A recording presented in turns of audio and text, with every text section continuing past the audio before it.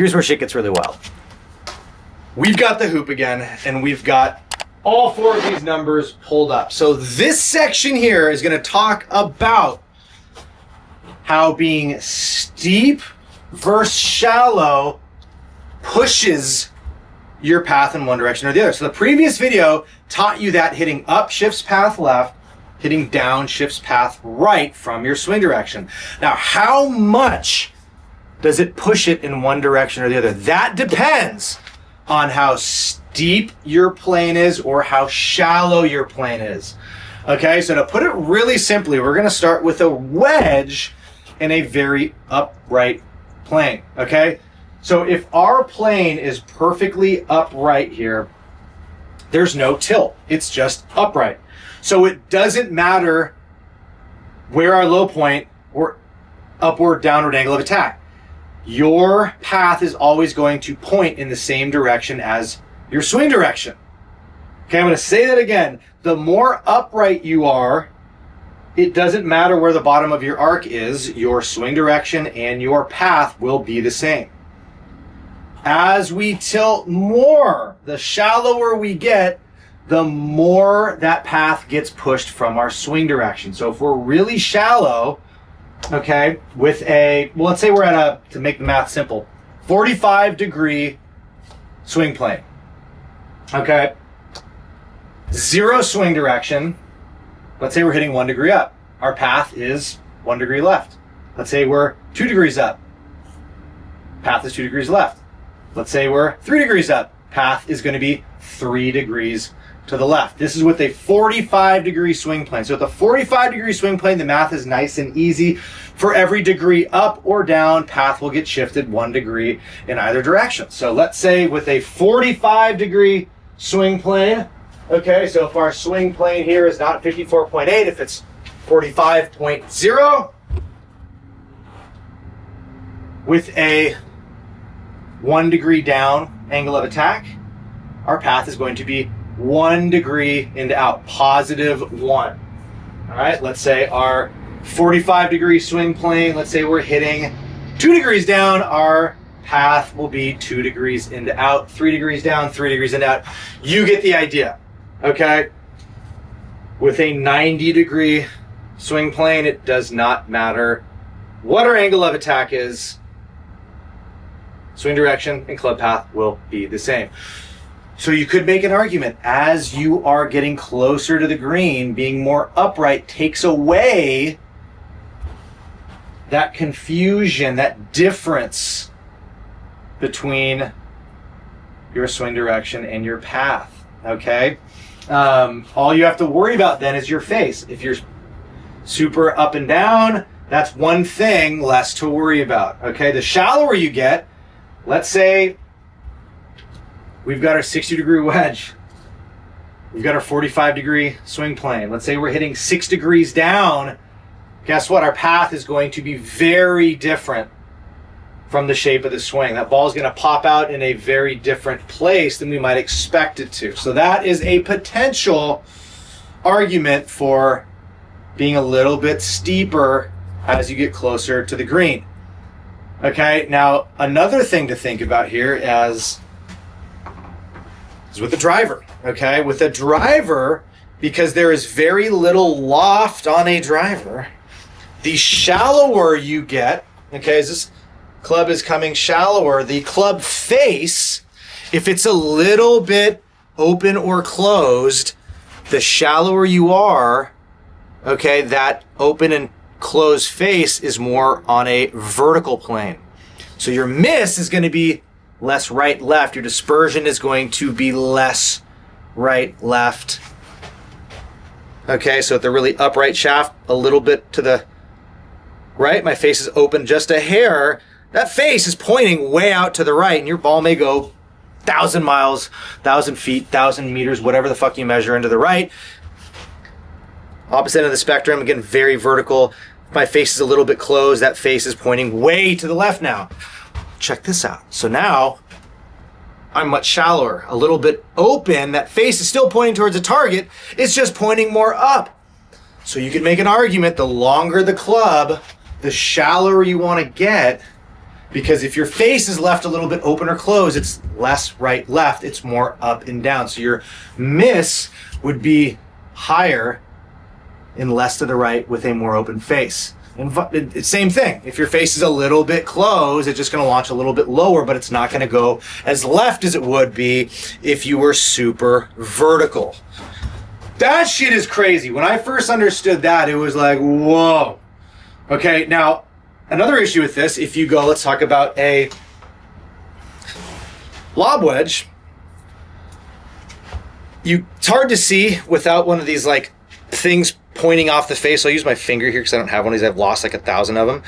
But what happens here, if you get really shallow with a wedge, I already kind of went over one reason why you might get a little bit more vertical. But as you get lower in the bag, your wedge is pitching wedge, 9 iron, 8 iron, your face will start to point really far left just off the bat.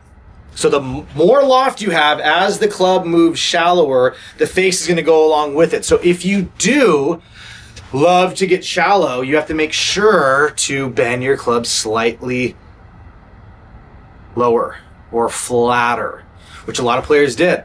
And there is an argument that flatter shafts, again, that'll help your irons as well. That dispersion will be more up, down, less right, left as you learn to get more shallow. Okay, now I would say those are more for full swings, less for those kind of like 30, 40, 50, 60, 70, 80, 90, 100-yard shots where being a little bit more up and down can help. Okay, so I'll hit some shots now and I'll explain. We'll go and put this into what am I fucking trying to say? I've been talking so much. We're going to put this into play here. All right, so we're going to hit some shots with the wedge here. These would be shots that you would hit closer to the green. The concept here is that getting a little bit more upright as you get closer to the green may or may not be beneficial. Okay, so our swing direction and our club path should be very close together. There's not going to be much different. All right, so my swing plane, we're going to see, I'm going to try and get this as vertical as possible, as close to 90 as possible. And then I'm going to mess around with angle of attack. I'm going to try and hit some shots that are, we'll say with the wedge, really far down. Okay, then I'll grab driver and I'll hit some that are much more up with a flatter plane. And you can kind of see how swing plane, upright versus shallow, how that pushes path from swing direction. Holy shit, that's a mouthful. Trust me, it'll make sense. All right. So here's my wedge. I'm going to try and be super vertical, and then I'll walk you through it.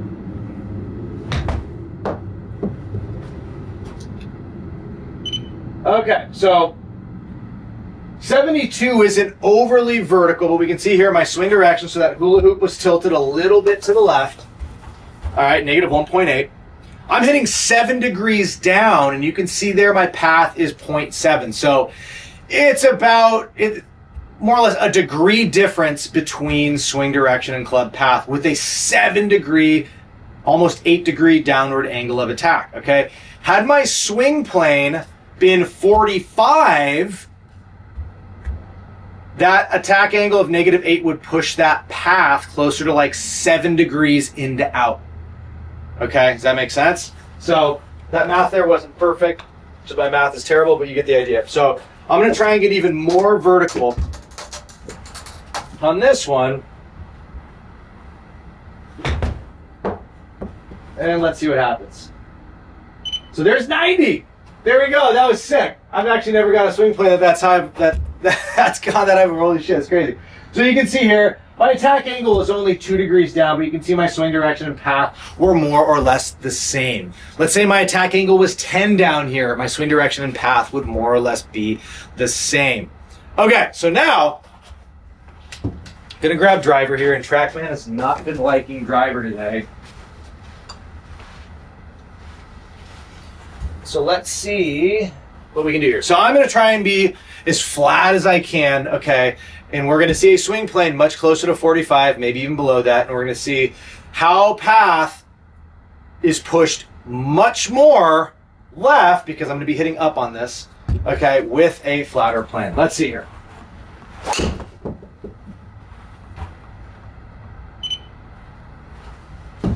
Oh, I'm so not into you right now, Trackman. Ugh!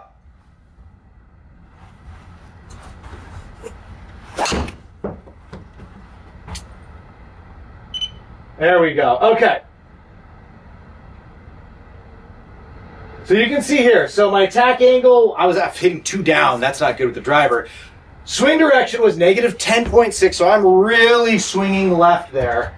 And you can see how even with just a 2-degree downward angle of attack, my path shifted almost 2 degrees because my swing plane was so shallow. That's the whole concept here. The shallower you get, the more path is affected or pushed in one direction or the other. I said that last one I was going to be hitting up. Fuck, I was hitting down now. That was terrible. That's the whole concept. Okay, so I'm going to try and hit a little bit more up, and I'm going to try and get this as flat as possible. Let's see what shows up. Okay. Get out of here, Tracy. So this is good. So this is more or less, we've got my 45-degree swing plane, 46.5. We're just going to call that 45. I'm hitting 2 degrees up. So my path, check that out, gets shifted 2 degrees to the left. From negative 5.5 more or less to negative 7.5. So you can see the math, the closer you get to 45, the more simple it is. The more upright you start swinging, the less difference there is between swing direction and club path. So let's say my swing plane there was like 60. I'm not going to go into whatever the perfect math is. This club path would be much closer to swing direction. It may be closer to like negative 6. It would still get pushed left, but less so. So that is when you're looking at these numbers, when you're looking at path, when you're looking at swing plane, swing direction, and that path starts moving one direction or the other, just understand that the flatter the plane is, the more difference you're going to see between your path and your swing direction. Should I hit another one here? Let's hit a 6-iron just for the hell of it. We should see a plane that is somewhere in between the driver and the wedge there. So let's see here. I'm going to try and make as neutral of a swing as I can. I'm not guaranteeing anything here. So we're going to shoot for like a 0 swing direction, and we're just going to see this plane closer to like maybe 55 or 60, and then we'll see what happens.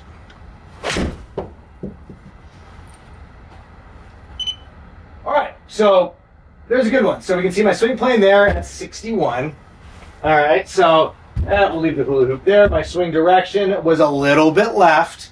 Okay, and I'm hitting 4 degrees down. Okay, now if my plane were flatter, if my plane were 45, that path would be shifted exactly 5 degrees more into out. In this case here, you can see my path is only shifted about 2 degrees from negative 1.6.